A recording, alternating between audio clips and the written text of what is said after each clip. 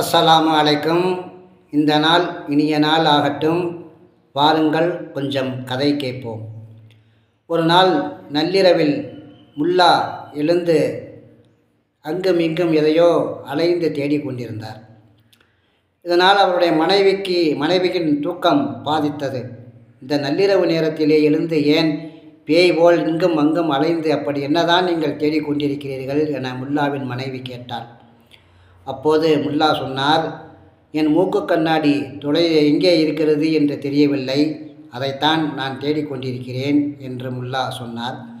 முல்லாவின் மனைவி கேட்டால், இந்த நடுராத்திரியில் தான் அந்த மூக்கு கண்ணாடியை தேட வேண்டுமா? இப்போது அது எதற்கு என்று முல்லாவின் மனைவி கேட்டால், அதற்கு முல்லா என்ன சொன்னார் தெரியுமா? நான் ஒரு நல்ல கனவு ஒன்று கண்டு கொண்டிருந்தேன். அது சரியாக தெரியவில்லை.